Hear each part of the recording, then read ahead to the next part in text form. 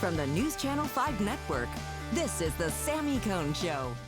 So many of us can let the pain of life bring us down, but my next guest has really turned his trials into triumphs and is going to help us help you do the same with your story. Darryll Stinson, welcome to the Sami Cone Show. What's up? What's up? I'm so glad you're here. Me too. There's so many ways we could go with this, but you, I mean, former Division I athlete, you were, I mean, is it fair to say that you were suicidal at one point? Suicide survivor. I mean, first of all, I'm so glad you're here. Me too. You're adding so much, but your life could have easily gone another direction. Totally. What was something that pulled you? I hate to say, like, you know, just give us that magic moment, but like, how did you get from that to where you are today? It was easy. Everything that I put my identity in, my sports, my identity as an athlete got stripped away from me. I was too injured to play.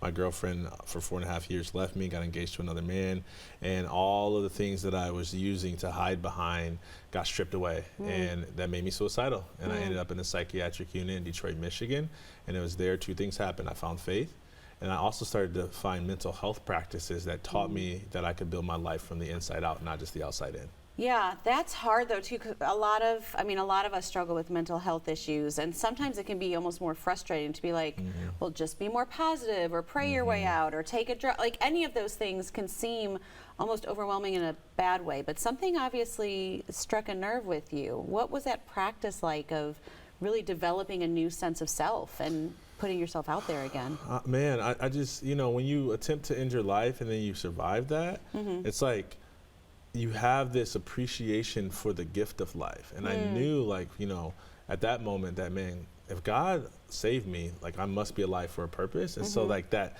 wanting to figure out why was a big driving force. And then those mental health practices, to see that I could access the same feelings of health, of vitality, of freedom, of thriving, of aliveness without having to play sports to do it, was like, oh, there's a different way to do life.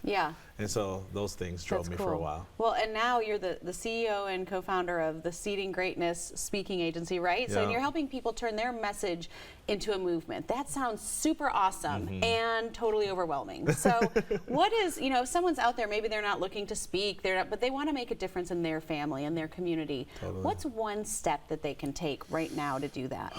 I believe that the greatest wisdom is found beneath our deepest pain. Literally just took my wife through the same process that we take our clients through, had her first session like literally right before we came here. And we had to go into the stories that even she's uncomfortable telling me. And man, there was all this resistance of like, oh, I don't want to open Pandora's box. But inside of that was, man, such juicy wisdom, because there's our lived experience and then there's our learned experience. Our learned experience is typically what we know. It's our degrees, it's our work experience, but it's our lived experience where all the juice is. It's like the thing that makes us uniquely us. Yeah, and don't you find that if we don't talk about that, it's going to repeat itself not only in our lives, but in future in our children's lives, and our families' lives. Totally, but whether consciously or subconsciously, 100%. Yeah, so I mean, is it just finding the right person to do that with, or finding, you know, because that's the key, right, is safety and sharing that message? Well, you know, you have to have safety and trust within yourself. Like, man, like, you know, it's funny, at the beginning of the session, my wife was like, I don't know if I'm scared to go here. I don't know if I'm going to find what we're actually looking for. And everybody actually has that hesitation. Is there really something juicy here, or am I just going to like re-traumatize myself? But the purpose isn't to relive the pain. It's to redeem the pain. That's beautiful. You talk a lot about resonance as well. What does that mean for you, especially if someone's wanting to take this message to the next level? Well, okay, so on a speaker scale, it's like the thing that makes you pause and pay attention. It's when you're watching the commercial and everything's noise, but it's the thing that makes you go, oh, pause, let me grab my camera, let me do it. Something resonates with me. From a everyday life standpoint, it's like, hey, you ever been talking to your spouse, or you ever been talking to your significant other, you've ever been talking to your children, and it's like you're saying it and it's not registering with them. Resonance is what captures the attention. Something that's so congruent and so potent that it makes somebody stop and pay attention. That's what resonance does. That is so good. Oh my goodness. Okay, we've got to wrap up. You've got your first book here, but you told me you're working on your second book. Can you give us a little preview? I totally can. It's called Speak Naked, because public speaking is like psychologically undressing in front of other people. Wow. Yes. Well, there you have it.